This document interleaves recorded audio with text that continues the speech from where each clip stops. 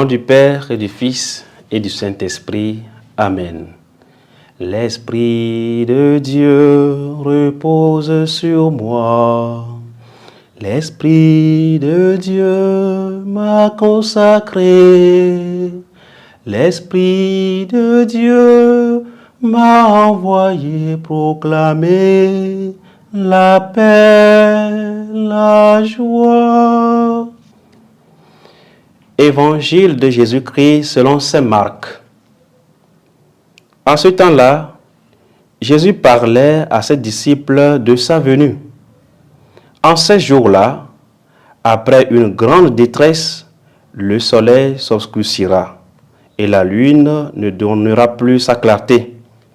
Les étoiles tomberont du ciel et les puissances célestes seront ébranlées.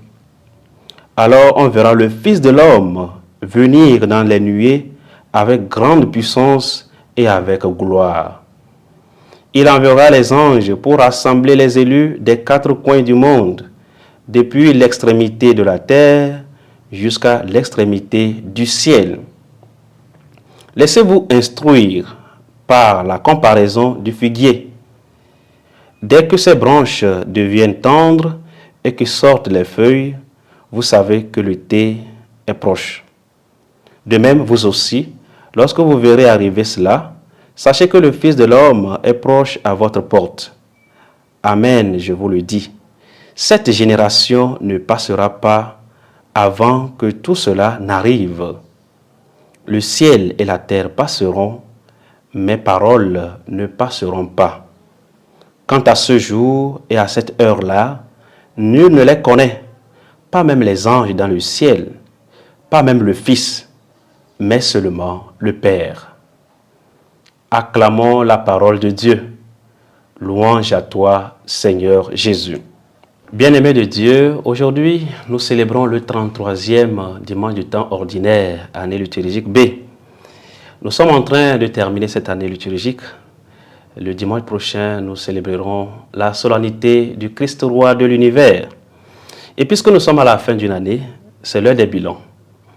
Et le discours de Jésus, son enseignement, attire notre attention sur la fin. Jésus, dans son enseignement ce dimanche, à ses disciples, à nous, chers frères et sœurs, nous parle de sa venue. Et il annonce les signes qui vont accompagner, qui vont donc parler de cette venue, de cette fin.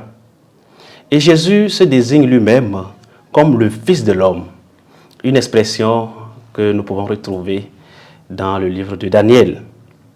Le Fils de l'homme. Alors, on verra le Fils de l'homme venir dans les nuées avec grande puissance et avec gloire. Il s'agit bien de Jésus, le Fils de l'homme, qui vient pour juger, puisqu'il s'agit de la fin. Il enverra les anges pour rassembler les élus des quatre coins du monde. Il s'agit d'un jugement universel. Depuis l'extrémité de la terre jusqu'à l'extrémité du ciel, le Seigneur Jésus-Christ, le Fils de l'homme, est maître du ciel et de la terre.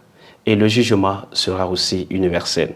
C'est une invitation, à travers l'enseignement de Jésus à ses disciples, de nous interpeller sur la fin des temps, la venue du Fils de l'homme. Est-ce que nous sommes prêts à cette venue? Chers frères et sœurs, chacun dans sa vie personnelle peut revisiter son histoire, sa relation avec Dieu. Est-ce que je suis prêt à accueillir cette fin qui arrive, la fin du monde, le jugement dernier qui vient? Le Seigneur nous invite à être vigilants, à nous préparer, à être en tenue de service, à garder nos lampes allumées, puisqu'il viendra sans tarder. Ce qui peut nous bousculer un peu à la fin du texte, c'est l'heure de cette venue du Fils de l'homme. Il dit en effet, quant à ce jour et à cette heure-là, nul ne les connaît, pas même les anges dans le ciel, pas même le Fils, mais seulement le Père.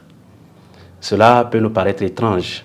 Jésus qui est le Fils de Dieu, le Fils de l'homme, qui ne connaît pas le jour ni l'heure de la venue de Dieu, de la fin des temps. C'est pour montrer qu'il s'agit là d'un sujet sérieux, une interpellation à rester éveillés. Rester éveillés.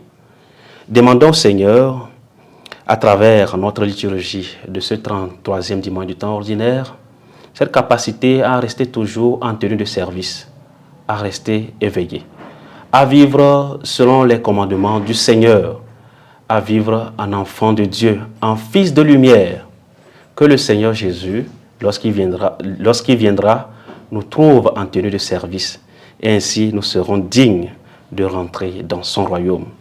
Que la grâce du Seigneur nous accompagne et que chaque jour nous fassions des pas sur ce chemin de sainteté. Au nom du Père et du Fils et du Saint-Esprit. Amen.